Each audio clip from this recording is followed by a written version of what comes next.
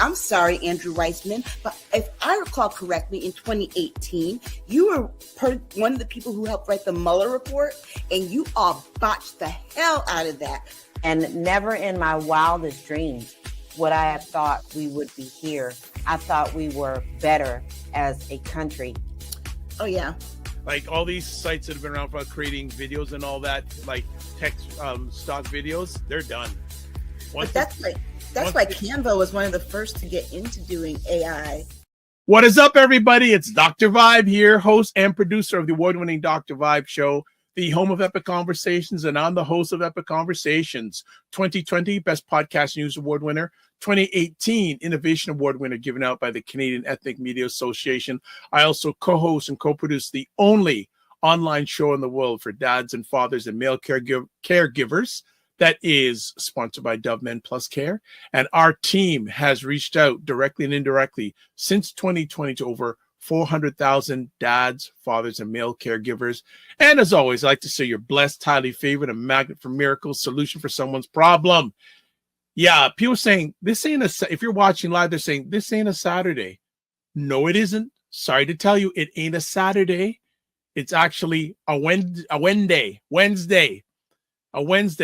Now, look, there's so much going on in American politics.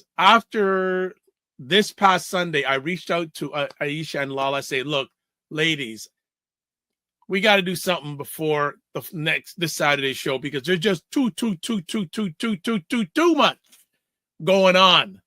And plus, we're not going to be seeing LaLa this Saturday because she's celebrating her wedding anniversary. So we need one little more taste of LaLa before she deserts us for her man on the weekend, for her man. And she's laughing like crazy in the background, but that's a good thing. So for those who don't know, this is Primetime Saturday with Aisha and LaLa.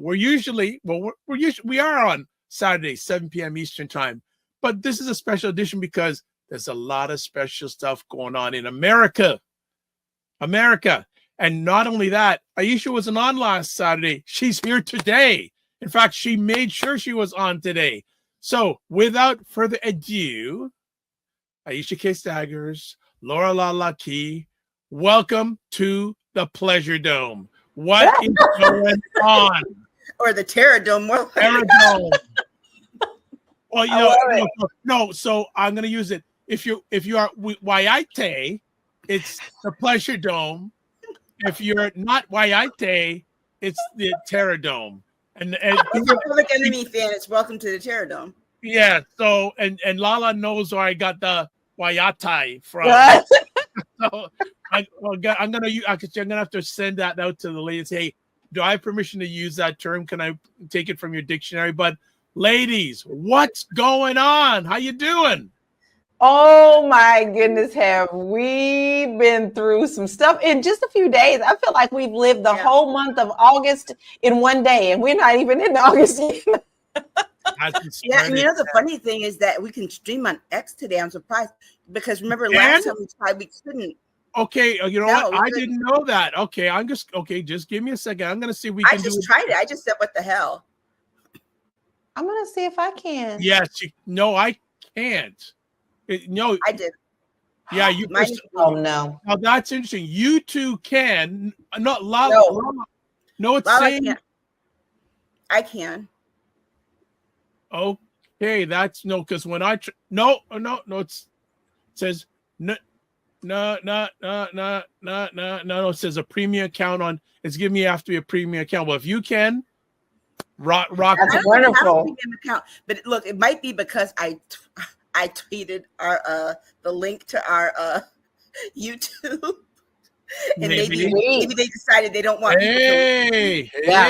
Yeah. So you're not another feature of our conversation. You get hacks here. You get digital hacks. So good, Aisha. Good to have you back. Hope your health is good. Yeah. And LaLa, I say now, happy anniversary. Happy anniversary, happy anniversary, happy anniversary. Now, if you know where I got that rendition of the song from, you've been around a while. Yes. Yeah, it's from an old cartoon series. Yes, and I have them all. Believe it or not, I still have those because they're considered banned now. No. And I got them years ago, and I have them on DVD. Get out of here. Wow. I do. Okay, so here's man, and you know what's wild? There are people here. Yay! Like, I mean, of course, number one is here. Jen Myers says, "Hey everyone, love the extra show. We love you back." And we didn't know if you're going to be here, but that's why you're number one, Jen. You're number one. But okay, so pop quiz before we get into anything crazy today. And she says, "Happy anniversary, LaLa." Thank you. How many people still have DVDs? I do. Okay, give me one or two things that are really special that you have on DVD. Jackson 5 cartoon series. Whoa! I actually have all the banned cartoons from Looney Tunes. Get out of here. Yeah. Oh, and Schoolhouse Rock. Oh, yes. I got Schoolhouse Rock. All of them. I bow to you ladies again. The only thing I feel really of notoriety is I have the first 2 seasons of 24. Oh, good. That's a good show. Yeah. Yeah. I also have Good Times and What's Happening. Yep. Oh, jeez. Again, we have to do one. We have to do either a school or well, I don't know if we're going to get a room this year, but maybe on the lighter side sometime this year, do another music show and do a cartoon show. And I have several versions of The Wiz. Yep. Like I have the 1978 film. I have the stage play, the stage play that was done on TV in like 2017, 2016, and the stage play with Stephanie Mills. Okay. Ooh. Oh, wow. Yeah. Love Stephanie Mills. Oh, great singer. Great singer. Jen Myers says, "Love you all. You're the best." Right back at you. Jen Myers also says she has Schoolhouse Rock. Do you have that, Jen, or are you just putting that up? Schoolhouse. I love it. That is wild. Does anyone have the Electric Company on DVD? Yes. Yes, I do. Now, I also have one. I don't know. I'm going to throw this name out to you to see if you know what it is. I have Coonskin. Who? Coonskin. What that? It's a Ralph Bakshi. You know the guy who did all those animations and stuff? He did like Cool World. Yes. Philip Michael Thomas, Barry White, all those classic people are in that. And he had to change the name.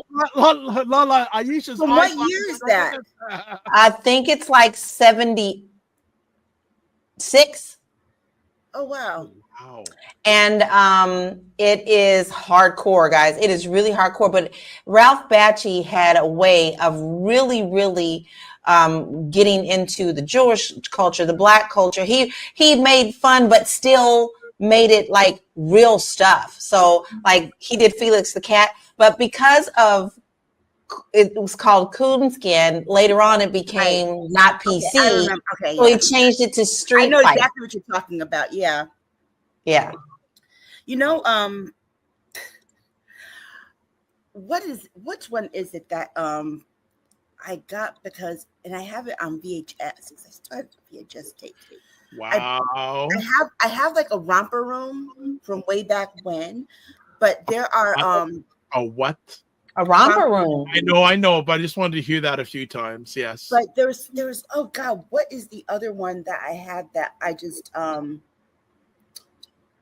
what was that cartoon that you know what? This is what I was going to say. I can't remember the cartoon, but if you have Roku, you can watch it Showtime at the Apollo.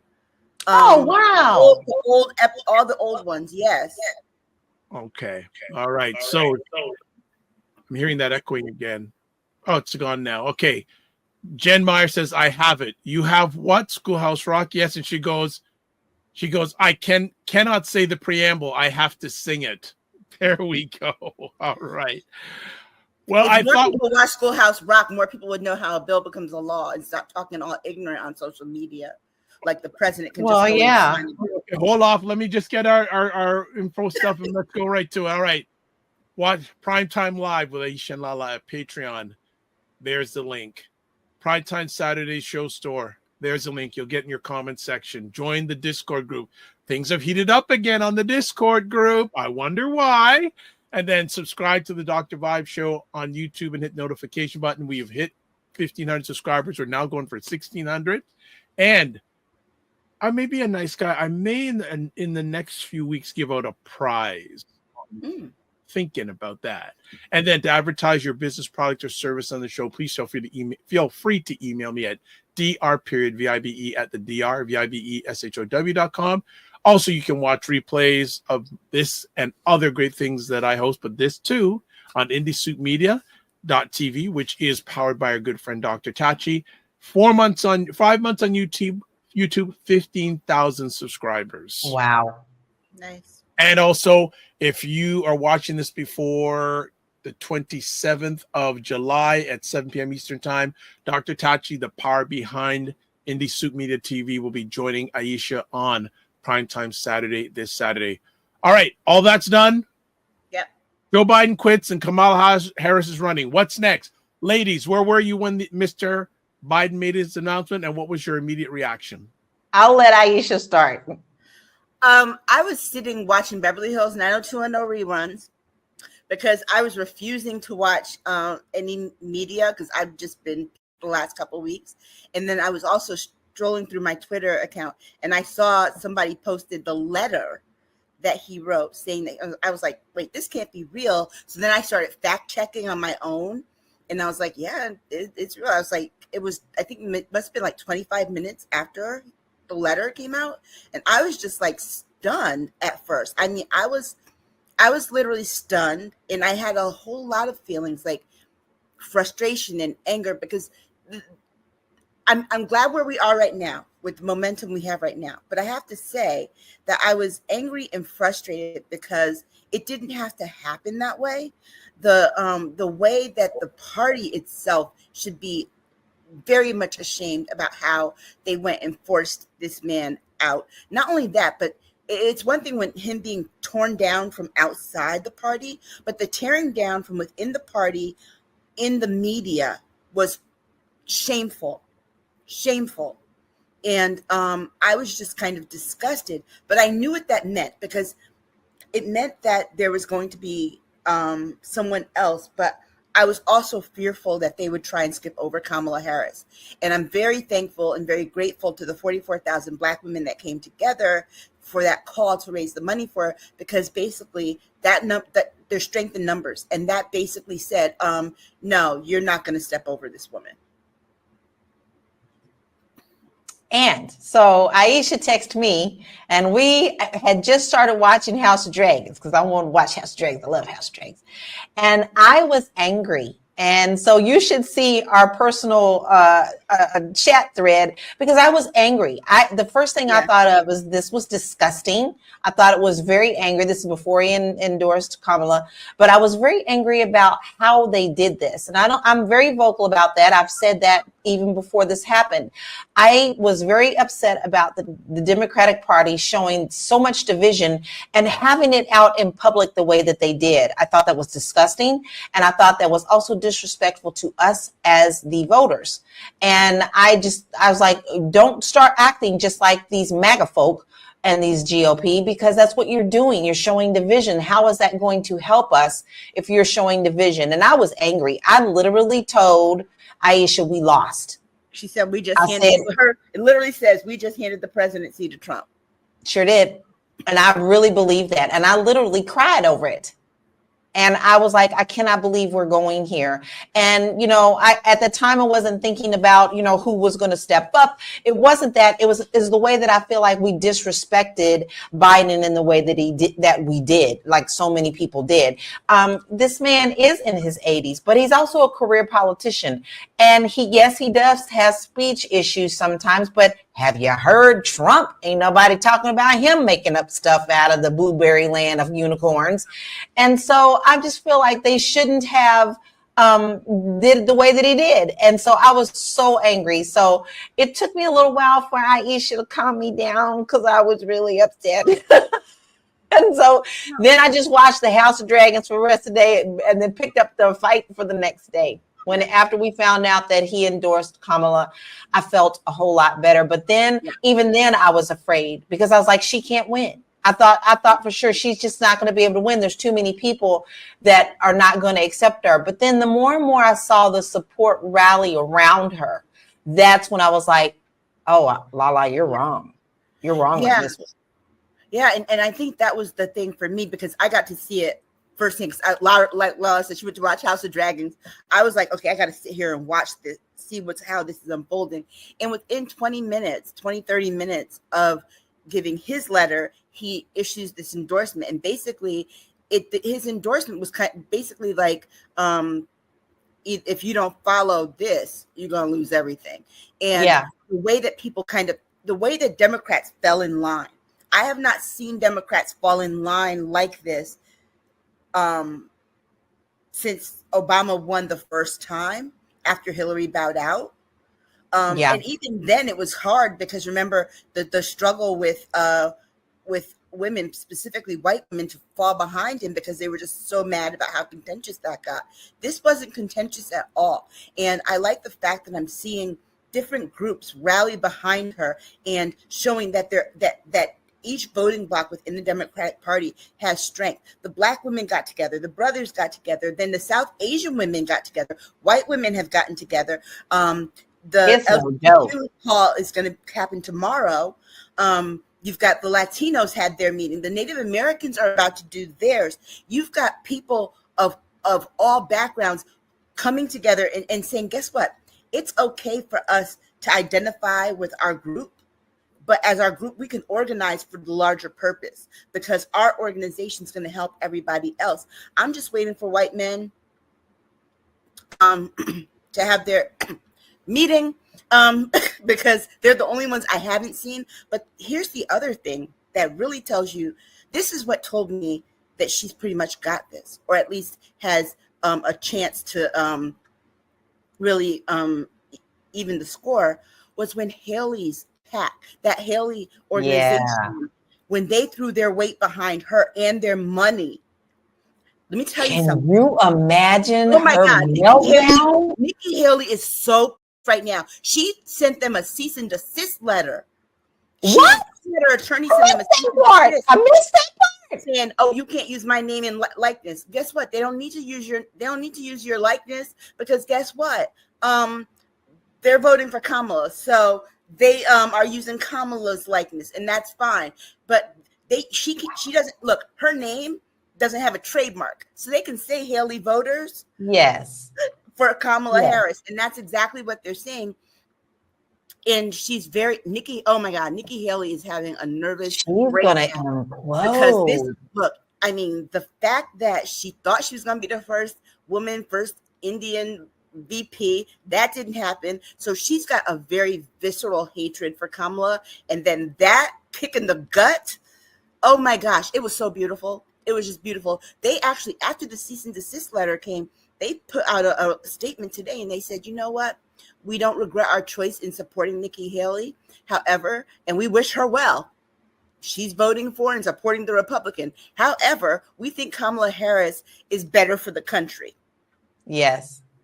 And and guess what? And even if they're doing it out of spite, I still love it because a lot of them that's the one thing I did pay attention to is what people were saying last week in the lead up to this on social media about the RNC. And Nikki Haley voters, when she spoke that first day, they were up there talking about she lied to us. She lied to us. And they were angry. They were very angry.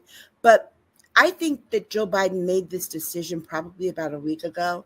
But I think that he's a smart and savvy politician. So you all want to talk about Joe Biden being old and not, and off his game. No, Joe Biden's right on his game because guess what he needed? He needed to wait for the RNC to be over. Yeah. 1. And 2, he needed for Donald Trump to announce his VP candidate.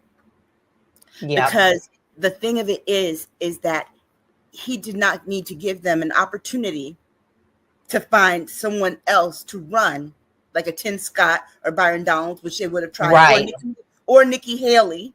Right. They would have tried if they knew that Kamala was going to be the nominee on the Democratic side. It was very skillful. It was and now they're losing it. They are losing it. Because remember, Joe Biden made this decision and he came out with this decision the day after the RNC ended. Yeah. Okay. I gotta dig into you ladies a little bit in this. How much of Mr. Biden's decision is money based? Because it does seem that if he would have ran the race, a lot of money would not have gone his way. And we know how. Now. But guess what? It doesn't matter now. I'm saying now it doesn't matter, but I'm saying we had heard reports about a lot of money being withheld from his campaign because a lot of people with money said, you know what? We don't think he should be running. So, and I respect his judgment, but there seems to be a money factor in this. But I don't think the money factor was for his campaign. I think it was the down ballot races, specifically the congressional races, because they were hearing from their large donors that they weren't going to get the cash and capital that they needed to win. And I think the money pressure on the congressional members forced them to pressure Joe Biden. That's where I think the money game was, because bottom line, whether or not the big donors withheld their money, Joe Biden still had $100 million cash on hand, period. LaLa, again, how was the first 24 hours for both of you? Oh, very volatile for me. I literally was extremely emotional. I'm already emotional over so many other things, but the thought of Trump getting in and the thought of Project 2025 coupled with that just made me sick to my stomach, because like I told Aisha, I thought we had just handed everything over to them. Like, I was so angry at the Democratic Party. I was like, and then one of my posts for that day, as soon as we found out, I said, y'all gonna get what you deserve for doing this. And I meant that when I said that. I think that they've gotten it together, and yes, it was their plan. They did all that behind it, but I have to say money always talks too. I do think that there is a factor. Me personally, I think there is some type of factor in the fact that people were holding back their money. Although there's a whole lot of stuff behind that we don't know. And Aisha knows it more than I do. Yeah. But I was upset either way, because for the one, I was feeling really bad about how was being tossed around in the media, even though the media wasn't reporting everything, because there were many days he was out there speaking just perfectly fine and strong, but they were not touching on that. And then he gets sick with COVID. Now people are saying he's lying about this. Well, you know what? Shut up, because Trump lies about everything. So I don't even want to hear that. It's COVID. And COVID is still real. So I don't even want to hear that. So the first 24 hours was very emotional for me. I cried. I was upset because I was like, my country. I don't understand what's going on with my country. Yeah. I think the first 24 hours for me was, it was a roller coaster of emotion, because I woke up before this even happened thinking to myself, how awful is it that RNC was off the rails for a whole week, and it ends. The last speech was like Friday night, Saturday morning, and the first thing people are back to talking about is Joe Biden's debate performance. I'm like, wait a second. The focus shifted. You had a whole week and a half of the focus shifting, actually 7 days, focus shifting to the assassination attempt, to the RNC, and then you Democrats went right back to talking about this? Are you kidding me? Are you kidding me? Donald Trump fell asleep at his own son's speech. His wannabe daughter-in-law is scratching between her legs in camera. Did you see that? JD Vance, they're holding up mass deportation now signs. They were saying that to JD Vance's wife, their own vice presidential candidate's wife, who has brown kids, one of them named Vivek. I'm thinking, wait a second. How did you all shift from that back to Joe Biden's age? I don't get it. Because that's all they've got. And now they can't even lean on that. Up alone. Yeah, they can't even lean on that now. They couldn't even let it go. They couldn't let that go. No. And then the media loved it because guess what? This person's running to this person and talking. And this person's it was like high school. It was like high school. Missy Elliott has that song Gossip Folks. That's what the Democratic Party was for a whole 3 weeks. But then after, I think for me, the part was after they had come down from, after watching that part of the media in the morning, and then the breaking news about Joe Biden announcing that he was stepping down, I think, I started looking at what Black women were saying on social media, particularly on X, and the warning came out. Don't you dare step over her. I have seen, I've heard, and I've talked to more Black women who said they are not sure they are going to be Democrats, registered Democrats after this, because of how they did Joe, because of how they did the 14 million people who voted, and especially if they were going to step over Kamala Harris. And every Black woman I could see of influence or whatever, you can try this if you want to. Try this if you want to. Mm-hmm. But just remember who does the knocking on doors, the phone calls. Remember who shows up. And they had to constantly remind them, like, there were 98% of us that voted for Joe Biden last time. And it was 56% of white women voted for Donald Trump. They had to keep being reminded. And I think that people like Jim Clyburn in the back, Hakeem Jeffries, kind of sat these people down and said, if you skip over her, just know. You gonna come with the wrath. It's going to be because all to pay. Right, because all these people running to the media, the first person they were talking about, every person they listed, they said was a white man. Every last person. Wow. And so it's like, but now they're all behind Kamala. And I also want to give a special FU to George Clooney, because a lot of what happened in those last few days was because of him. He's a billionaire. I need him to go sit down and STFU, okay? Because you have one vote just like the rest of us.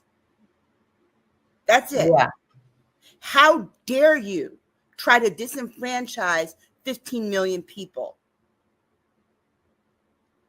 And now I think that's disgusting. I really do. I really, really do. I don't think that there's any room or any place for that. You have no more power than what we do with our votes.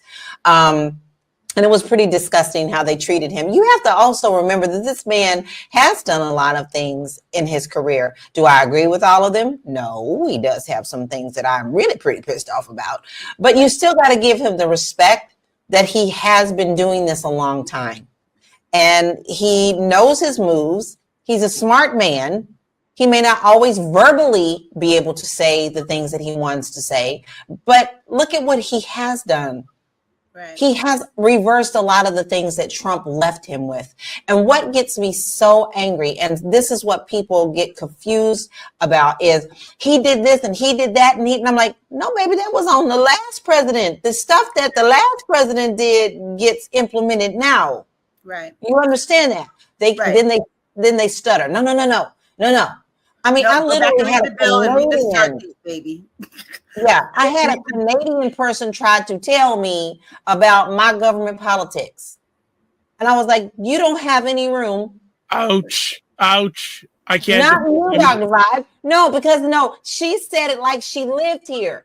You always say, the more y'all do, I don't understand. You get it. But the way she was coming to me was the same viral nastiness as the GOP.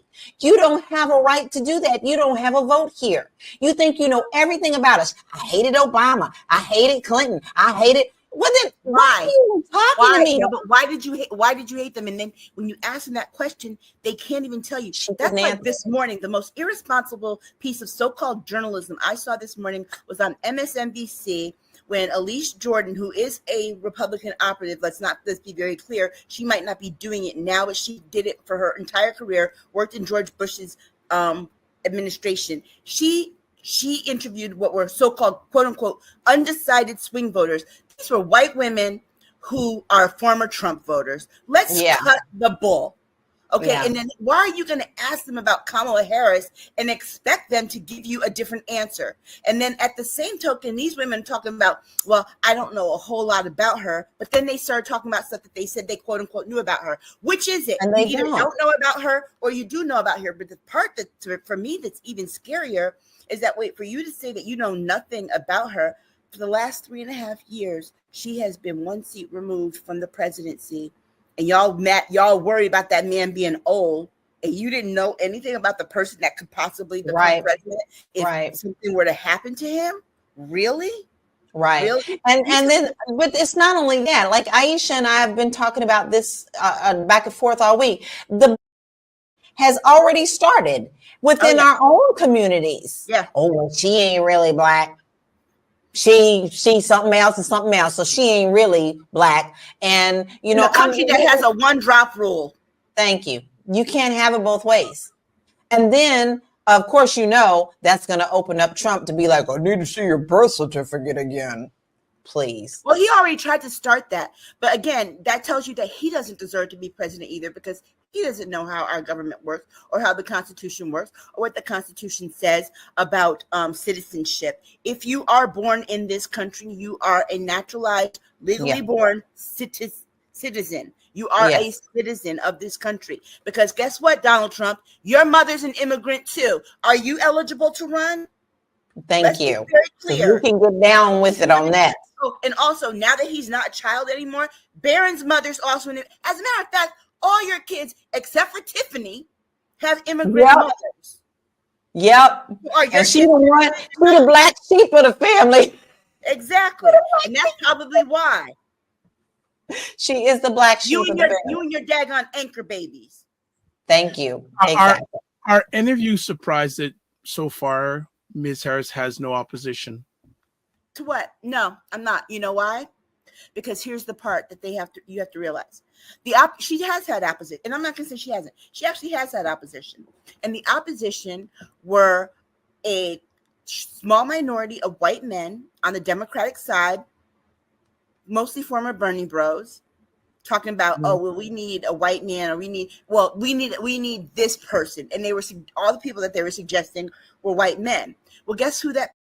It didn't just black women. It women, period. Yeah, because women were like, wait a second, we have a female vice president, and you're talking about pushing her aside?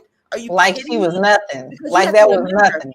Black women, South Asian American heritage women or not, women know what it's like to be pushed aside in a job that they are more than qualified for a man to come and take the job ahead of them and then be the ones to have to train them. Right, exactly. Because that's the other thing that she would have to do in that role. So do you feel there will be an alignment between white women and black women when it comes to Kamala Harris? I think they're already forming. I think we're already seeing it. That call that they had, and this is the there's one that's coming up, I think today or tomorrow, and then there was another one, unofficial one yesterday. So they're already mobilizing behind. The other thing that's very interesting is that voter registration in the last few days increased by 700%.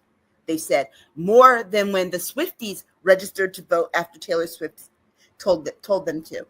This beyond the stan culture, they're already lined up. Beyonce gave her permission to use her song Freedom. So the Beehive, they already consider themselves the K-Hive. They already have. They have since 2019. I think people that have supported Kamala Harris, like in 2019, she was the candidate I was behind, period. Yeah. You guys remember that. That was the candidate I was behind. So I had no problem falling in line. And I think there are a lot of people too, but you got to remember, a lot of people see in Kamala Harris themselves. They see their story. They see somebody who overcame adversity. They see someone who they know is going to be attacked on every angle and every angle. The attacks are going to come from within, and they're going to come from without. And they see this. And the thing is that America loves an underdog. And right now, she's the underdog. She didn't grow up wealthy. She went to an HBCU. She's a member of the Divine Nine. She has a mixed heritage. Like the majority, and remember, let's not forget the majority of people under 21 and under are of color, whether one race or more. Right. Okay. So she looks like their grandchildren. She looks like their children.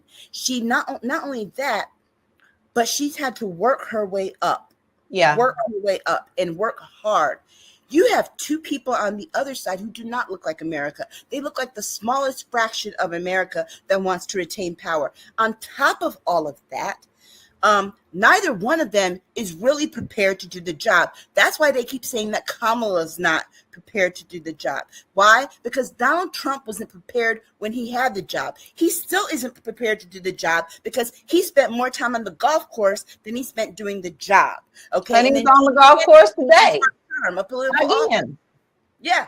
And not only that, the two of them combined are, well, I won't say what I said privately in our text, but they are the driest ticket I have seen since Gore and Lieberman. Yes. But I said it in more vulgar terms about how dry they are. So y'all can only imagine what we say behind the So scenes. no surprise that no one has put up any opposition. No. Well, you know what? The only she has had some, but not loud enough. They're trying to do that broker convention. The only person who really is like, we still need a broker convention is Marianne Williamson, because she believes she's got a snowball chance of being the first astrologer to become president. I need her to stop. I need her to take several seats. And that's her own personal agenda. And the only other thing I think that's bothering quite a few people, particularly Black people, is that the Obamas have been quiet. Yeah. And guess what? I'm kind of tired of them keep calling Michelle. Michelle has told y'all many, many times that she don't want to be a politician. Leave her alone and let her be her natural Black self. But I think the other thing, I think there's a strategy here in the Obamas. I thought about it and I was like, why doesn't he endorse? Why doesn't he get behind her? Then I had to think about it. Remember that he is the first Black president. He knows what's coming after her. Yes. And I think that if at this point he endorsed her, she would not only get her stuff, but she would get his. Yes. And remember, the reason we have MAGA, the reason we got the Tea Party, the reason we got these people who are so crazy on the right is because they are still so in their gut and in their feelings angry that there was a Black man that was president. And for 2 terms. For 2 terms. And I don't think that he wants to do the pile on. Yeah, and because it's already a pile on. Right. I shared with Aisha within 24 hours after I had gotten over my own butt hurt. I put on my page, I'm with her, and it's a picture of Kamala. And many people were supportive. They jumped on immediately. But within our own group, Black men said some of the nastiest things. And I was furious because the people who posted on my page are in my acquaintance page, but you never have said anything on any of my posts, nothing at all. But you want to come and disrespect this woman. And I was furious. Block and delete. And it ain't even no bless and block. I usually say bless and block. No, it was block and delete. Okay. I have no time for that. I want to jump in. We're going to have to talk about that as a community because we have a job to do. We have to not only dismantle the disinformation and misinformation outside, but we also have to do it within our community, starting with she had thousands of Black men jailed for marijuana offenses. Guess what? That's been long debunked. And guess what? That is a talking point from the right. And the sad part about it is that the men who are spreading this don't realize, they think they're all Black power this, or she's not really. Guess what? You all are tools for white supremacy. You really are. And the fact that there were 1,900, not thousands, 1,956 marijuana cases that came across her. You know how many of those people served time? 45. Yeah. And most of them served time because there were other charges, more serious charges on top of the marijuana offense, like murder. Yeah. Perhaps. And guess what? Of those 45, we don't even know the races of them. They weren't all black. The assumption is they were black because, well, you know, racism is what put that out there. So it's like, why not say that they're black men? But guess what? She spent more time in her career making sure that black men didn't go to jail because she had a back on track program that white people dubbed back on crack. So she tried to save your behinds. And guess what? There's gonna be a segment of black women that will not forget those men either. But see, Mel, this is one of the things for me, and I'm just gonna jump in here. I don't care who you vote for, but the thing that's disappointing me is it's the right to vote who you want to vote for, but this back and forth with black men and black women's getting worse, and especially, and the thing is, I don't think it's getting worse. I think it's getting amplified, Dr. Vibe, because it's been bad. And I'm going to tell you how I know it's been bad, because it's been in my DMs. Every time I say anything, there's always some black man that will come and call me a bed wench for the Democrat, whatever. It's not getting worse. It's more amplified because of who is at the center of it now, but it's been there. So do you understand why so many black men are not pro Kamala Harris? They're most of the time. It's not just her. It's us in general. The people who have problem with Kamala have problem with us. Period. Yeah, and you know the problem. Here's the other part too, and it's not all black men, but the segment of black men that have this issue. When I start to hear other things that they say, I realize that their whole thing is that they want to be like white men. They say that they don't, but the truth of the matter is when you listen to what they say, that's exactly who they want to be like. There's a book that I implore everyone to read. I forget when it came out. I think it was like the late 90s, early 2000s, but it's called All the Blacks Are Men, All the Women Are White. And it's about black women's experiences in this space, particularly in the space of trying to have a voice. And I can tell you this: there are, I think, there are black men who are 10 toes down with Kamala. Yeah. Period. Well, they showed us that on their call. I mean, they smashed it. Yes, they did. And there are also black men who are 10 toes down with protecting black women. Dr. Vibe, you're one of them. However, there is a certain segment of black men who have no regard or respect for black women, period, because they have no respect for women. They don't respect their mothers. They don't respect their sisters. They don't respect their wives, their girlfriends, their daughters. But you know who some of them will respect if you give them the chance or you look at it? They will respect white women. And you know why that is? Because white women might be women, but they have this edge on them as white people. They have a superiority over them as white people. I have been in workspaces before with those kinds of black men, and they will no sooner sell you. I have seen more protection in some of those spaces from white men, a lot of whom I didn't trust, before I see it from black men who have a point to prove. And so while I understand that there are many, I'd say the majority who are decent, good, and kind, and view and see that we have value, there is a pocket that does not. And as far as I'm concerned, they can kiss my behind. Well, I get it. I'm not going to say double, but I do get a lot of information, a backlash from men, period. As you know, I broadcast all the time. I'm always broadcasting, whether it's mine or somebody else. And the thing that I get the most, and especially in these last couple of weeks, is, well, what are you? Well, human. How about that? Or they'll say things like disrespectful. Well, she half white. She don't know our struggles anyway. Or, I get that from, I've been getting that since I was a little girl. And I think that's also disrespectful. I have no control over who my parents were. But when you have your own community fighting against you, it's disheartening. And the fact that these men can't get behind us and support us says a lot. It says a lot about their own selves, not us. Yeah. And those are the kind of men, I'm going to tell you straight up. Don't ask me for support when the po-po comes knocking at your door. Sorry.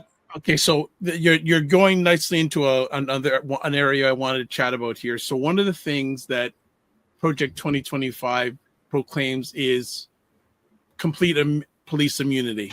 Mm-hmm.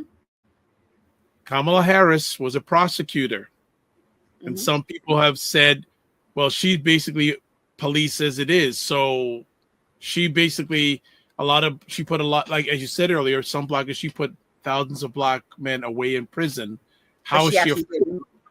But she actually didn't. It was 45, and we're not even sure they're black. But I get what you're saying, Dr. Vibe, but here's the other thing. They're like, oh, I'm sorry, district attorneys are not police officers, period. They're not. Lawyers are not police officers. If they were, any lawyer could stop you in a car and arrest you, but they cannot. They have rules they have to come by. But let's be very clear. The police officers are already out there attacking her. They're already out there attacking her, saying that she wants to end immunity.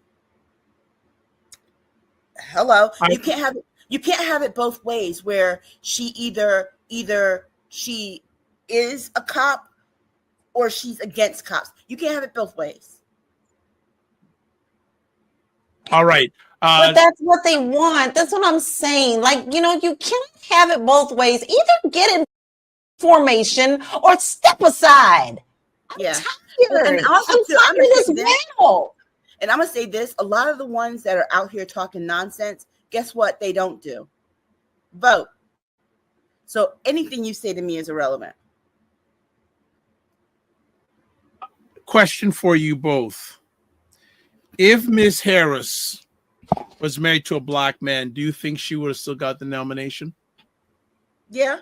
Barack Obama. Yeah. Barack Obama was married to a dark-skinned black woman. And his mama was white. So it's just a flip what you just said.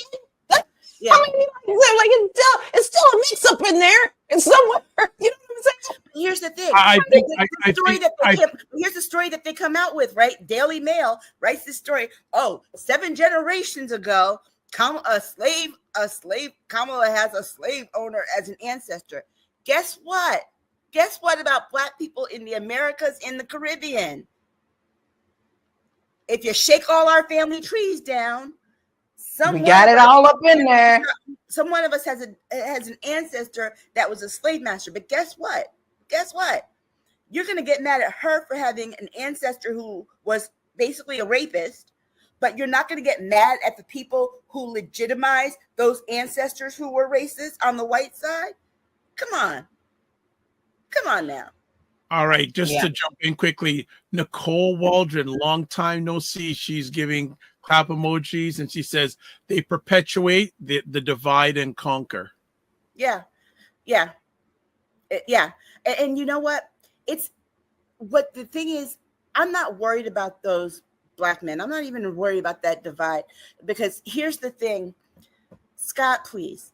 Here's the thing that for me is going to be the rub more than anything. Whether your family tree has slave masters or not, guess what? They still think you're a DEI something. And that DEI something is their code word for the N word. So whether you have ancestors who were enslavers or you don't, guess what they call you? The same N word. Period. Oh, this makes my blood boil. I got a hot flash going on. The Kentucky fire is on fire today. Hell, what is their joke? What is their joke? What do you call a black man with a PhD? An N-word. That's an old joke from way back. That's an old joke. But that's what they think of us, and but that's never going to change. So let me say something that I have said before, and I want to make it clear again. You are never going to change the people who are rooted deeply in that mentality. This is why you're never going to change the MAGA people. Now, a lot of Republicans that are not MAGA do speak out against what MAGA is doing. And some of them have really flipped. And I've really been paying attention to them because they give you insight to what they truly believe in and how the MAGA people don't believe in any of that. And I really respect the fact that they have stepped outside of their party and have given their support for country over party. But you're never, never, never, never going to change MAGA because they're already too deeply rooted. It's a cult. They're going to go down with the Kool-Aid. Well, that's what someone said. There was a joke. They said the only difference between Donald Trump and Jim Jones is that Donald Trump would have charged the people for the Kool-Aid. The Kool-Aid. And, you know, I mean, let me just jump I got to say this, though, but here's the thing. Anyone who thinks that they, you know, if that's the case, if your family tree has no slave masters, then why is your last name Greaves? Okay, Nicole puts up here. They want folks to lose focus. We have to protect her and Black women. Yes. Black women have been very mindful of the surroundings, even now more than before. Scott says, my daddy told me, don't worry what a caucus man thinks about because I'm stronger. I don't understand that. Nicole says, that's so true. Their belief system of MAGA is deeply embedded in their DNA. Yeah, yeah. And you know, I think it's some people got jokes. Anyway, I think that what LaLa said about the MAGA beast of it is just what it is. I think that there are people who do focus on the divide and conquer in our community, and they, like I said earlier, before some comments were made, they are useful idiots for white supremacy, whether they know it or not. And guess what? You can be pro-Black and be a useful idiot for white supremacy. Guess what? Yeah. You're actually the ones that they like the most. The most, because they know that people will trust you, your word, and your insight. And so I think that what we need to really focus on, instead of what this woman is what she's going to do. And the funny thing to me was Newsmax did not know what to do yesterday when she did that speech with their Chiron, with they're streaming at the bottom, wants to cap rents and utilities. Who doesn't want that? Who doesn't want that? Who doesn't want to be able to have a cap on how much you can be charged for rent or utilities? They said that was a bad thing. What was the other one? Wants to hold fossil fuel corporations accountable. Woo! It was ridiculous. This tells you they don't know what to do. They are imploding. They don't know what to do or what to say. I mean, and look, and JD Vance yesterday tried to make a joke. Oh, they say that you're a racist if you drink a Mountain Dew, and no one laughed. Guess what? No one laughed. It's giving Ron DeSantis all over again, right? Now, check this part out.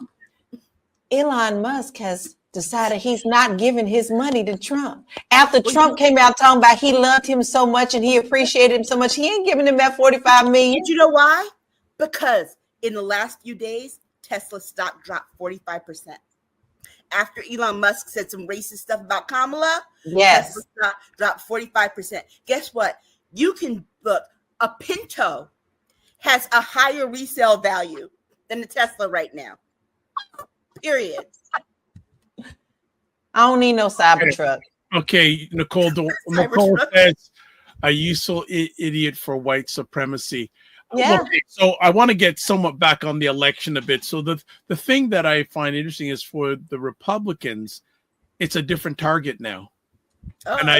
It's a different target now. And as I said to LaLa, I'm just going to call her the fan goddess, not royalty goddess, the fan goddess.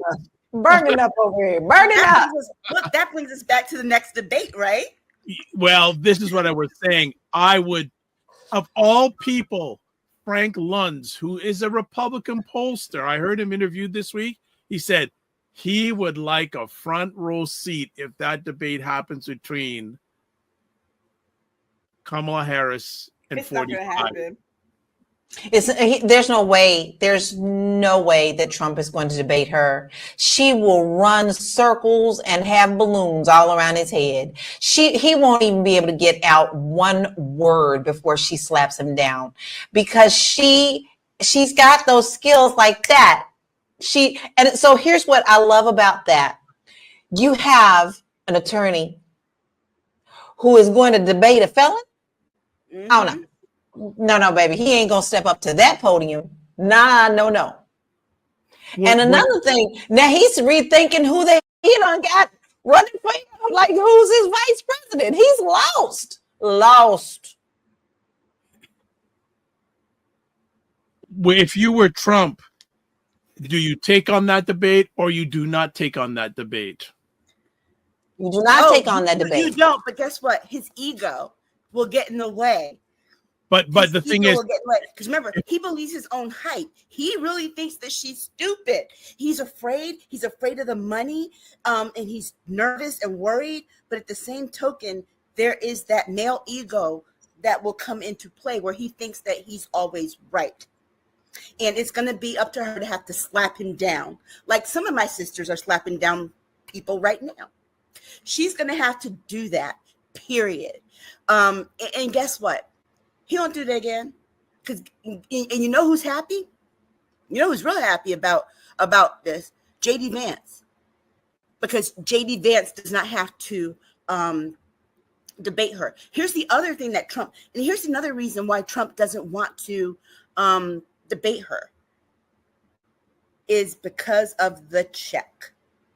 The check that he donated for her campaign. You better tell some people, because a lot of people don't know about this. It is in the media, but Donald Trump in 2011 donated, I think, over $5,000 to Kamala Harris's election campaign for Attorney General of California. And all she could end him with this: if I'm such a horrible person and not qualified, why'd you donate to my campaign? That's the one thing. The second thing is this: when she said, I know his type, she said, I've prosecuted sex offenders, I've prosecuted people who committed fraud, I've prosecuted this person, this person, this person, I know his type. That had him peeing his Depends. Oh, she doesn't wear underwear. He pegged him so fast. She pegged him so fast. He doesn't know how to respond to. See, he felt like Joe Biden was on his level, okay, age level, whatever, and he's been attacking him from day one. Sleepy Joe Biden, blah blah blah, crooked Joe Biden, which he still says, but he is not ready for the wit. He is not ready for her young, quick mentality. And he's not ready for her knowing every single thing that she's been doing this for her whole career. Yeah. And you know what else he's not ready for? He's not ready for a black woman who's not to tell him what to do. For a black woman who's not bringing him into court and has to keep their language a certain way. Yeah. What he's not ready for is for her to clap back and snap back. Okay? He's not ready for that. Period. Well, not only is he not ready for that, what really, And now they're attacking the whole sorority thing, like dude talking about a colored sorority. We heard you. Clay Kane actually slowed it down. He said colored, not colored. But this whole thing is new to them. They're like, we don't get the support. The HBCUs are in alignment. Look, I've been on an HBCU thread talking about what we're going to do to support. So is your husband, I'm sure. Yes. And it's just, he's not ready for what scares him, I think, the most is this immediate infrastructure that all of a sudden coalesced in 3 days. Yes. But what he doesn't realize is that, guess what? It was always there. We just needed something to build up excitement. Yes. You know what heightened that excitement was the racist and sexist attacks. It's actually unifying people more than it's dividing people, to the point that Mike Johnson, they had a private conversation, a private memo went out and said, cut the racist BS. Sure did. Because it's backfiring on you. And guess what? Backfiring. And guess what? They just can't help themselves. But here's the thing, that is their character, and that's also going to come back and haunt them on so many levels, because it's something they can't do. They can't shut their mouths. Nope. They have to say what they want to say to try to make them better, or it's always with them trying to one up, and when they can't one up, they definitely, what did Michelle Obama say? Go low. Right. But in all honesty, there's nothing but backfiring on them. It's the gunshot that ricocheted. Right. All right. Nicole, it's going to keep going. Nicole says, say what now? That is amazing info on the campaign donation. Yeah. Not only that, but guess what? It was like within an hour of her being, named, the copy of the check was circulating. Yes. Yeah.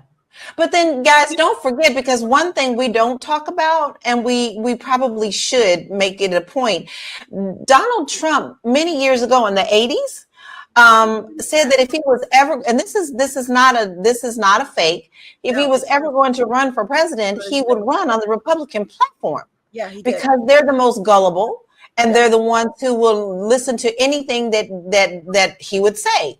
And he was a Democrat. And he was a Democrat. And let's not forget one of the things, and see, I know Kamala learned also a lot from the mistakes that Hillary Clinton made. That's why she's been all over the place and up in all these spaces that Hillary Clinton did not go to. Remember, Hillary Clinton also had the opportunity to call Trump out on the fact that he donated to her campaign too. Yes. And she did not. She tried to take the high road. Guess what? Black women, we're petty. Yeah, we're petty. We do not take that high road all the time. No. But I don't know. I'm just happy to see. I feel like I'm going to speak for my own self right now, because I think that's important. I know we talk about how we see our party and things of that nature. I right now feel like we finally have, it's not even a chance. I see us winning. Because when we get together this fast, it shows you the power of us. This makes me proud. This makes me happy. This makes me feel like we still have hope. Because for so long, I was like, what are we doing? These are the only two people we got? Okay, so I really feel like it. I want to jump in there. And one other thing, I feel, you know what? This is the kind of excitement people are saying that they didn't feel since Barack Obama, and I actually feel even more excitement than that time, and we all remember that time. I feel there's something else here with her that we didn't have before. We had there was excitement with Obama, but there's something else here, and I think that this is genuine with Barack Obama. Some of that excitement were people who didn't want to be deemed as racist, because then the next election they went and voted for Mitt Romney.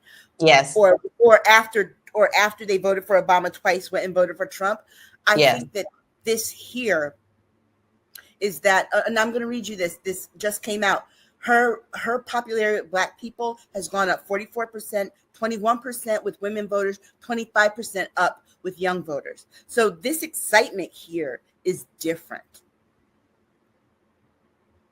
I want to jump in now. Nicole says, I love you, ladies. A few things.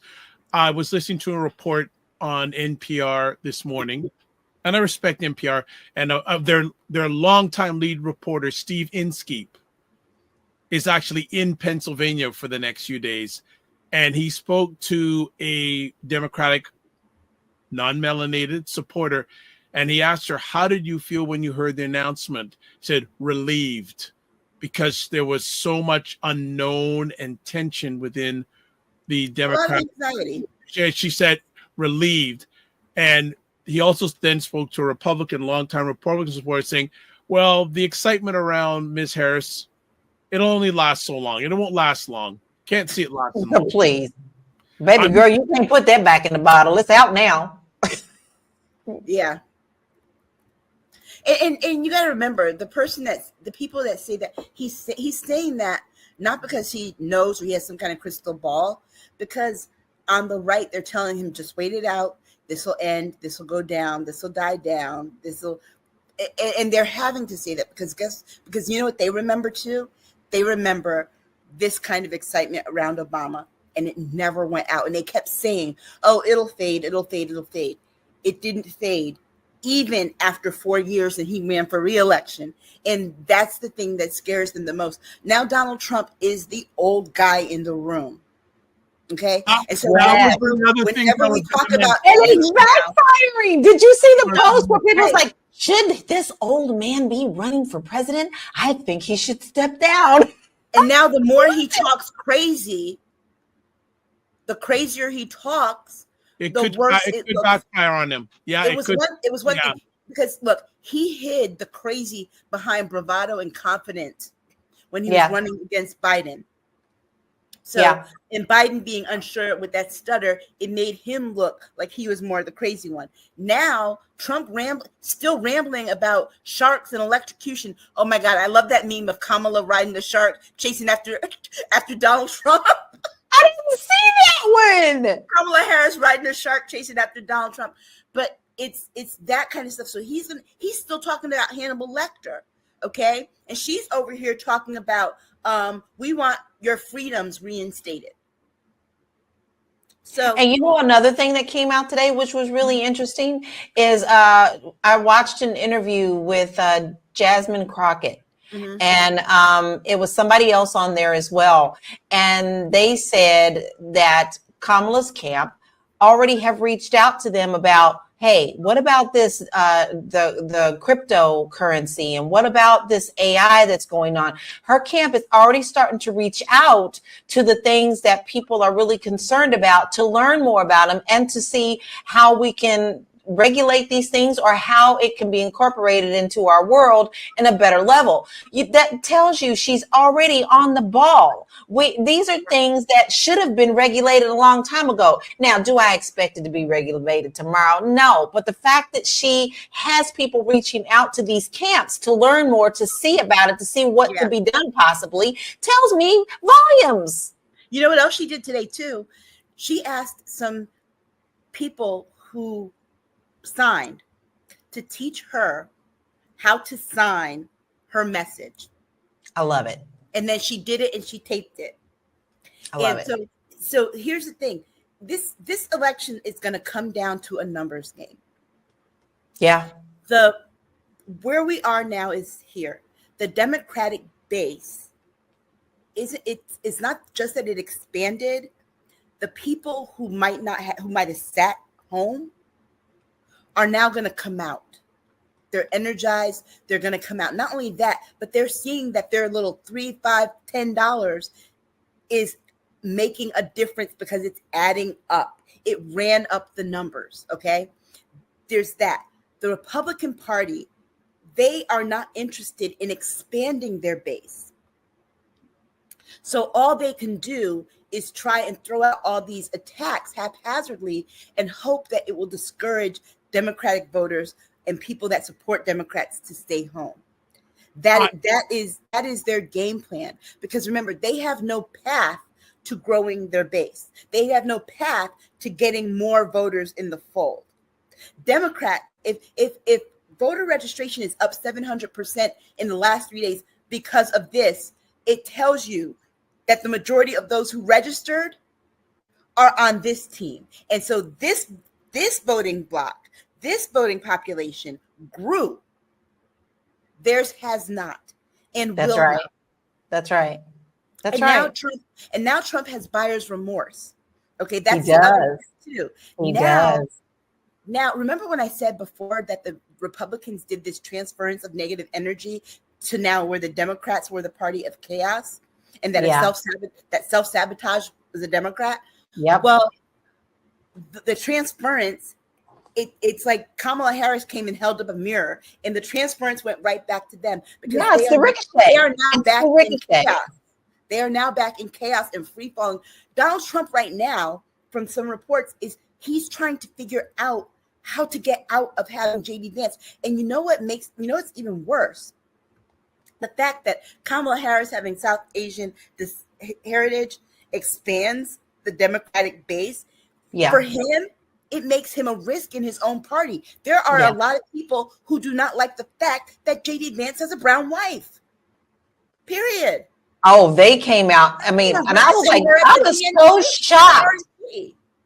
Like at the RNC, they were saying things that were atrocious, and I was like, oh wow. And she's another Nikki Haley. She's another Nikki Haley because she came out with some statement like, oh, all y'all are going to vote for Kamala Harris just because of this and this and this. It's like somebody said, aren't you a DEI wife? Speaking of that, they're already on that. And Representative Burchett out of Tennessee, someone was interviewing him as he was walking. And he was like, well, are you trying to say that Kamala is a DEI vice president? Yes, she's DEI. You know, it's like, do y'all know how stupid you sound? Do you know who America is? You want me to tell you what DEI? You want to tell me who else is DEI? And I'm going to know this because I tweeted this earlier this morning. I grew up in the great city of New Haven, Connecticut, home of Yale University. On all four sides of Yale is the hood, okay? New Haven is a largely minority city, mostly Black and brown. Now, I know a Yalie. I know their profile. I know who they are. Yale is very big on diversity, equity, inclusion, which is what DEI stands for. Yes. And they're so big that they promote it throughout the city. Okay. Yale's they're a very big part of the city. Not only that, they pretty much have a monopoly on healthcare in our state. You know who else is a DEI hire? JD Vance. He's poor, white, grew up in Appalachia. He would be considered a DEI student at Yale. Mother on drugs. Well, you know what's funny? He keeps saying that I'm really more Kentucky than I am because, you know, he's afraid that Brashear is going to be named as a pick for Harris's vice president. So, you know, I'm really more Kentucky than I am Ohio. And so now all my friends are tweeting these things that are absolutely hilarious. Like, JD Vance is the type of person who put this kind of salt on their watermelon. JD Vance, like, it's the funniest stuff because they try anything they can to fit in. Do you see? They try their best. And they still can't fit. You know what else is DEI about JD Vance? JD Vance, guess what? You wear eyeliner. Okay, let's go. Okay, Cinema Canella says, wow, Wednesday show. And she goes, perfect listing for the commute. Nicole says, that DEI hire comment ticked me off. Yeah. Mm-hmm. Yeah. But never forget this. And at every chance, remind him, because your friend from New Haven told you, compared to other Yaleys, he was a DEI student. Wow. Because guess what? I promise you, he had to work 3 times harder than some of the other ones. He had to work 3 times harder than some white people of means to get into Yale. Because guess what? They wouldn't have taken him if he wasn't from Appalachia. Let's be very clear. Eyeliner. Nicole says Raffle eyeliner. So rolling on the floor eyeliner. So who would you want your candidate to pick as VP running mate? I'm not ready to call mine yet because I don't feel like I'm not out of the people who've been thrown around. I'm not sure any of them to me would be a very good pick. I know a lot of people are pushing for Newsom, and I don't think that would be wise. No, but he's not in the running. She already asked for materials from 5 people. One was Mark Kelly, one was Bashir, one was Shapiro, Gretchen Whitmer, and I forgot who the 5th one was. But I honestly, I think it's going to be, if I had to pick, if I'm looking at this as a strategy, I think she either goes with Mark Kelly. Why? Mark Kelly, and the reason I say Mark Kelly is because remember, gun control, legislation is also on her platform, and Mark Kelly is married to Gabby Giffords, who was the victim of a mass shooting when she was young. Yes, that makes sense. Yes, that's one thing. The other, I think, either after that, I think it's either Gretchen or Shapiro, and for 2 reasons. They both have a status that will help her with certain populations. So Gretchen Whitmer, a woman candidate, I think would just be the ultimate FU to Donald Trump and JD Vance. But also she's Michigan and needs to win Michigan. Or Shapiro, because Shapiro is Jewish. He'd be the first Jewish vice president. And he is the governor of Pennsylvania, which is also another state that she would help her advance. So those are the 3 people I think that make the cut. Now, however, I do think that Bashir has a fighting chance here because the South was the first to throw all of their delegates behind her. Oh, I love him. Don't get me wrong. I love him. I love Bashir. I love what he's doing in Kentucky. He is a kick-ass governor. I love him. Yeah, but I'm just not sure about him yet on that level because I'm not sure how many people would support that. Yeah. I'm also a little concerned about a woman ticket. I would absolutely love that, but like I said, I'm some of that has a reservation for me. I would love it, but I'm not sure if people are ready for that. But here's the thing. I said this on social media. I'm gonna say this. I've said this here before, but I'm gonna say it again.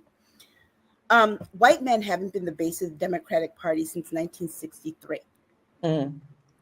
So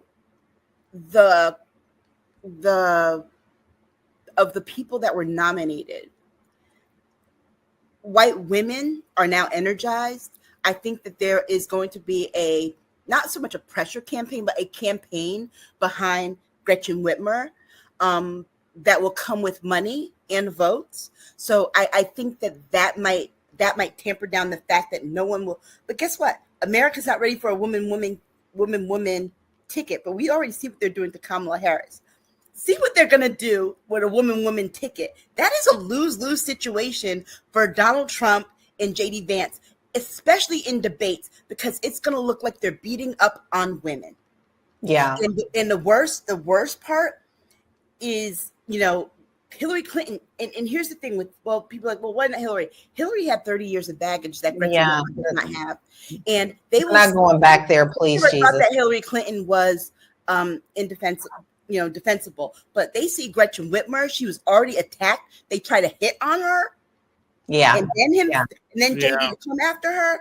Oh, it's game over, honey. Game over. But I'm telling you this. This is the other part too about this idea that it's that we know who it's going to be. Guess what?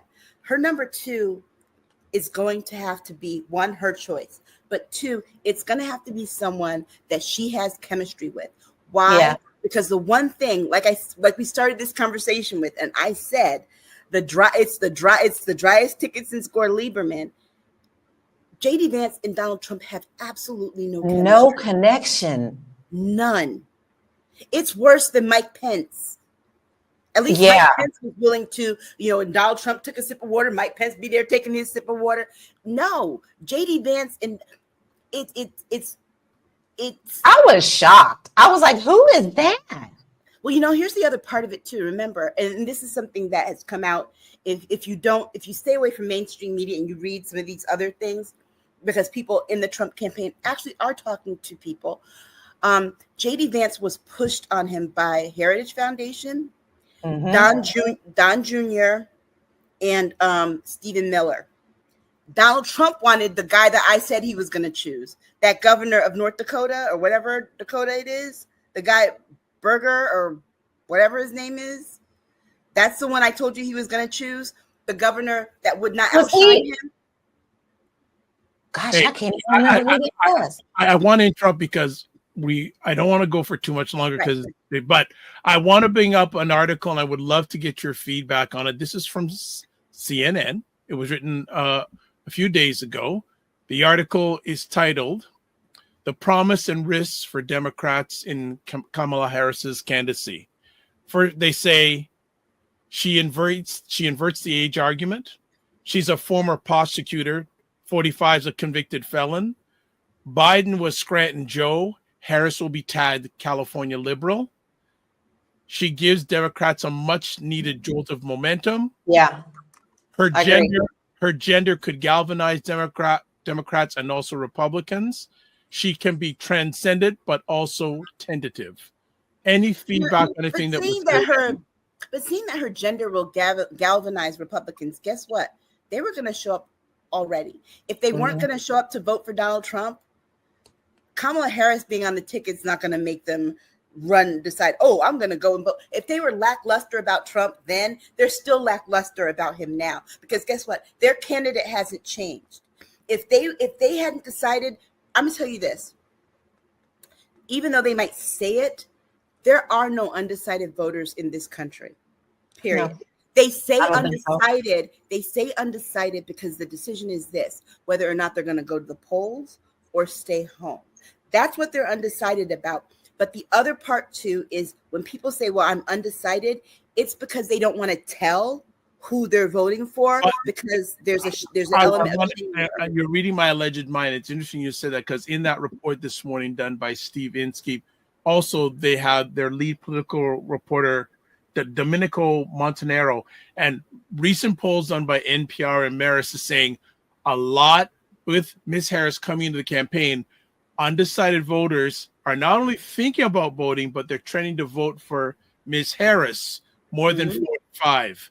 So I think there could be a little bit of concern on the Republican end saying, these undecided that we thought we were going to have, we may not be able to count on them anymore.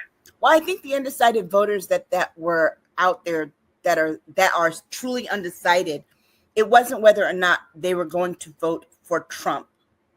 I think it was Joe Biden's not giving me a reason to vote for him. Yeah, and I'm with that. I'm with that, y'all. That is exactly how I was feeling. I was going to vote. I don't play around with that because not voting is still giving a vote some type of way. But that's how I was feeling. And although I do respect the man, and I think it's very honorable. I don't like the way they did it, but I do think it was very honorable for him to step down. And you can't get around that. No two ways about it. That was honorable for him to do for the party and to allow us to not have this orange one back in the office. But I was feeling that way. I was very upset because y'all heard me say, why do we only have these two people? We got all this whole country of bright young people, and we got these two. Yeah. And I think I don't want to feel like I have to vote that way. That doesn't make me feel good. Yeah, I think now what it is that not only has she energized people, but people can now get past their concerns to hear what the message is, what the platform is, what she wants to do, what she's saying. And her platform, and this is the good thing. And there's a stark contrast here because you couldn't look at Joe Biden and see the future when he's been in this long, right? Right. But now Kamala Harris can talk about, it's about where we're going. Yes. And her saying we're not going back is the antithesis of what the Republican platform is make America great again. Well, when was it great? Which means you're talking about going backward in time. And she's like, no, we're not going back to that. We're going forward. We're going forward. And so I think that is going to be that's going to be the case that she makes, above and beyond the fact that Trump is incompetent, a convicted felon, and a liably held rapist, is the fact that he wants to take us back to something that we're not ready to go back to. So Cinnamon Canella says too early to count the undecided votes, and she's driving home now, but she's checking us out. But you know, Cinnamon, I have to say this. I've done this long enough and have covered politics long enough to say that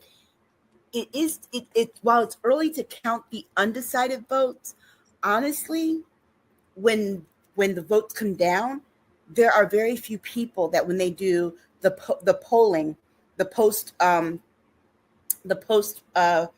talking, conversations after the polls, most people already knew who they were going to vote for. What they end up saying is that they didn't know whether they were actually going to show up or if they were enthusiastic. And I think sometimes people confuse which candidate they're going to vote for in being undecided about their enthusiasm. I think that's what it is. It's like, yeah, I'm going to do it, but I'm not sure how I feel about the candidate. And how you feel about the candidate is different than whether or not you show up and do your civic duty. Last conversation piece before we shut it down. If you had a few moments to spend with Miss Harris, what would you tell her? I don't think I need to tell her anything. Not to be fearful of anything. There's one thing I would tell her. It's what I've been telling people. I said this to LaLa last week when we did our 10 and 10, and I'm saying this to Black women, and I have been saying this to Black women since she announced, protect your peace. I guess that would be my ditto, because that was the next post I actually did on my page. I was like, we are going to be attacked on so many more levels and so much harder that we need to protect our peace. They're going to come for the rest of us. Who is the we you're talking about? Us Black women. Yeah. Because when they can't get to her, they're going to go to the ones that they can get to. Yeah. And attack the ones that they can get to. It's already started with me. I'm sure it started with LaLa already. My daughter caught some crap today. So protect your peace. And I think that's it. And like Nicole says here, we got you. I love it. She said, guard your heart. That is excellent advice. Guard your heart. Yes. Don't lose focus and guard your heart. Yeah. Okay. And she also said, most importantly, we got you. Getting folks protected at the polls and ensuring they can register is also going to be key. Oh, and this is the other message that's also going around, and that's why I'm so glad these different groups are having their meetings. Make sure you can go to iwillvote.com and check your voter registration status. Check it on a weekly basis, okay? Yeah, because they're pulling some game. They're pulling games, and be mindful of the last day to register in your state. Do that. Be very careful, because protect your right to vote like it is your credit score. And here's how serious I am. Y'all know I'm registered to vote in Florida. Do I have? I'm going to be on top of making sure my vote is being counted. So Nicole also says, ladies, stay safe over there. Also, one other talking point. Do you wish that Mr. Biden would have pulled out earlier so he could give more time for the Harris campaign? No. I do. But then I see this is more of an advantage to me. Now after the RNC, I get it. Sometimes it takes me a little while to click.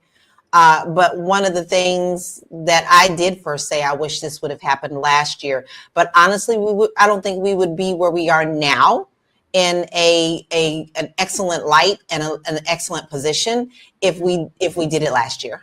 Yeah, I think it was right on time, because I think if it had happened, like I said earlier, if it had happened before the RNC, it would have given the Republicans time to pivot. And remember, the one thing that they're good at doing, the Democrats have never been good at doing until now, is falling in line. It would have given Trump time to pivot. Like I said, he would have chosen differently for his running mate.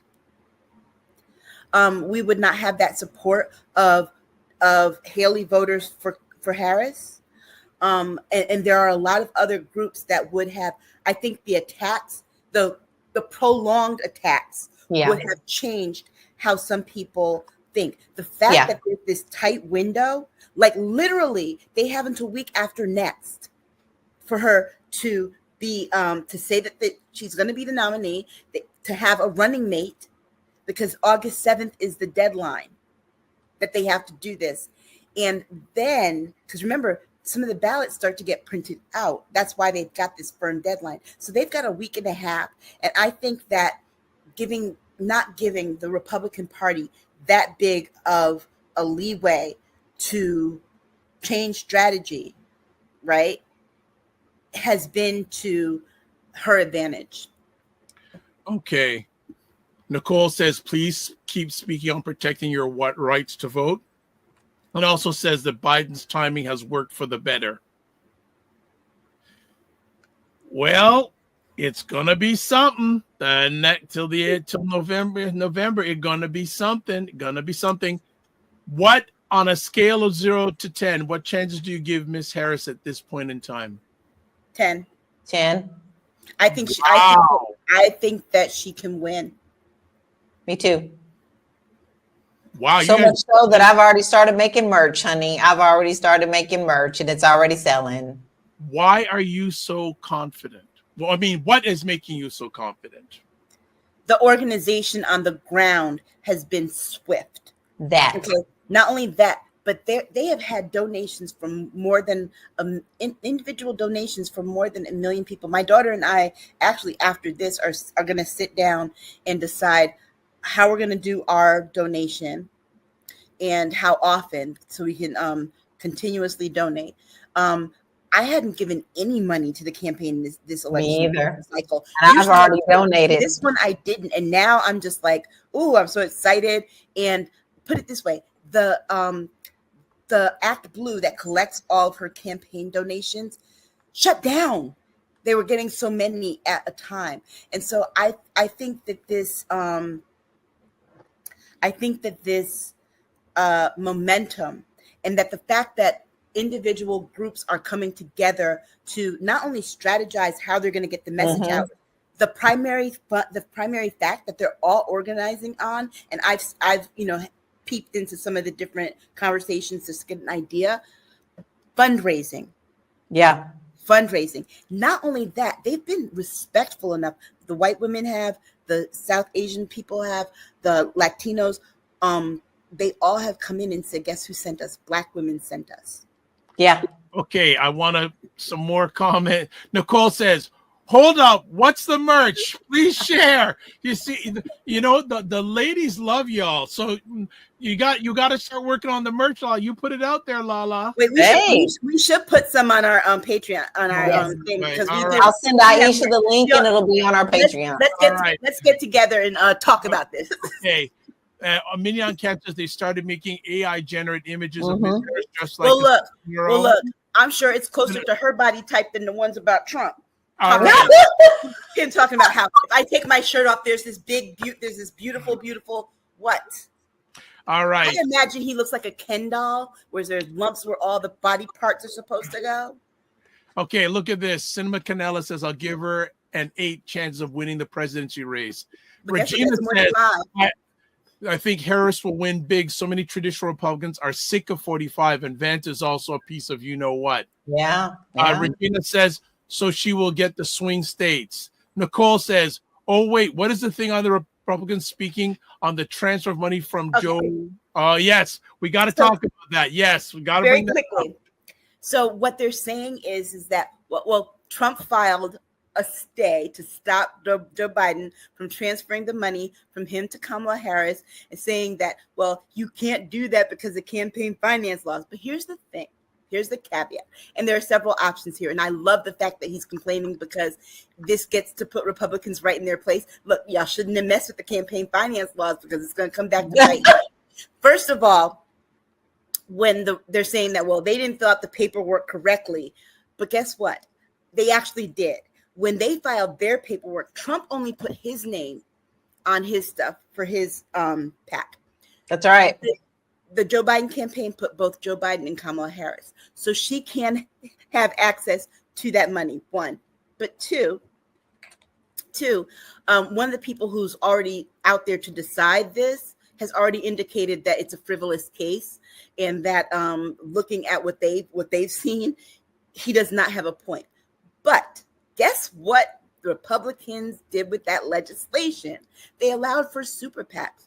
So even if Joe Biden cannot transfer that money to her, because you say that he can't make a personal donation, that the thing is like, well, his personal donations can only be limited to X amount of dollars. Well, guess what? If he forms a super PAC where you don't have to disclose and there are no limits that an individual can donate, he can turn over that money. But guess what? Does she really need it? It's $91.5 million they're worried about her getting. But guess what? Kamala in 3 days raised $126 million. Sure did. Another 3 days like that, she doesn't need that piddly $91.5 million. And then guess what Joe Biden can do with it? He can use it to help the down ballot races. Yes, which we need. Either way, he's screwed when it comes to money. And this is why he's trying to fight that money going anywhere, because either Joe Biden gives it to Kamala or he uses it to fight the down ballot races. Either way, it's going to go to somebody's campaign, and he cannot live with that, because guess what? He's not getting the donations that he got. Kamala Harris raised, 2 or 3 times more than he raised in June. Yeah. Okay, in 3 days. So he can't raise that kind of money. But also remember too, the kind of money that even if he could, 80% of it's going to fighting his legal bills. And he keeps racking up legal bills by these filings that he's doing right now, trying to stop her from this. So guess what? It doesn't. That's why he needed Elon Musk so bad to give that $45 million per month, because he's cash poor. His campaign is cash poor when the majority of the money, and that's the problem the RNC said, and that's why you shouldn't have let your DEI daughter-in-law run the RNC, because she said all of our focus is going to be at funding his criminal cases. So guess what? Y'all have no money to fundraise. Good luck with that. All right. The comments are finishing up now. She says, Nicole saying, send the merchandise to Canada so she can wear it. So you already got a supporter here. Mignon Camp says, 45's comments about disabled people has me wishing he loses. He will ruin it for people with a disability. Simon Canal says, great show, guys. Kind of like Wednesday show, better than Saturday. Well, you're going to get both this week. You have no choice. All right. Regina says, all the money in the super PAC goes to the DNC, and the bulk of the DNC money goes to the nominee. Regina says, I thought Musk was giving $45 million a month. Guess he changed his mind. Yeah, he did. And then Jen says, love the show. That's it, because we got another one coming on Saturday. Yeah. So. And we're ready for the haters. We're ready. What's Beyonce said? I'm twirling on the haters. Yep. All right. So before we call it, as usual, we have to say thank you to the ladies for giving the most valuable thing. They have their time. LaLa, how can people get a hold of you? Well, I made it easy. You can find me all of my platforms under this one site. It's bit.ly/Laura Key Info. And you can get all of my tickety talks, and as the Congress says, because I'm still on tickety talks. Not so much Twitter, but I have been doing a lot more on Twitter, but you can find me everywhere there. Protect your peace. Happy anniversary. Happy anniversary. Happy anniversary. Happy 31 anniversary. Thank you. Aisha K, where can we get a hold of you? I'm slaying on Twitter. Okay, that's enough said. I'm slaying on Twitter. Done. All right, good stuff, everybody. And where can you get a hold of me? Website, thedrvibeshow.com, YouTube, Facebook, and LinkedIn, The Dr. Vibe Show, Instagram at the DRVIBESHOW, X/Twitter at DRVIBESHOW, and email dr.vibe VIBE at the DR, VIBESHOW.com. Let's get the few last comments before we shut it down. What do we got here? Look at this. Nicole says, I'm joining your marketing team. And she's not joking either. She's serious. You know, she's serious. All right. So, as always, Primetime Saturday show with Aisha and LaLa at Patreon address. It's also on most of the platforms you're watching this live on the replay. Here's the link for products. So now the clock is ticking, LaLa, for your merchandise. Nicole, and if you want, I could get Nicole's contact information. She'll help you market it because she's got quite the deep base of African Canadian women up here. Very serious. Absolutely. Absolutely. Join the Primetime Discord group. Email me, dr.vibe at the DR, VIBESHOW.com. Subscribe to the Dr. Vibe Show on YouTube and hit the notification button. We just passed 1,500 subscribers. Our next goal is 1,600. If you're up to it, great. Share it out. Also, follow me on Facebook, LinkedIn, and Instagram, The Dr. Vibe Show. And if you want to advertise your business, product, or service on the show, please email me, dr.vibe at the DR, VIBESHOW.com. Let's see. All right, we are finished. So we're going to finish with this. Live your life as a dream. If you can dream it, you can make it. Sometimes you have to get smaller, get stronger. Block assumptions and aim bigger, aim better, aim higher, aim wider. Love, faith, respect. Don't just manage your time, manage your energy, and remember to give yourself grace. And in lieu of one of my mentors passing away over the last week, I call him Dr. Marsh, known as Louis Marsh, who was the head of the Zero Gun Violence movement. I'm going to also add this at the end. Keep fighting. See you on Saturday. Check out wherever you are on the replays. And we got some other stuff coming up. So God bless. Peace to you all. Keep the faith, walk good, and protect your peace.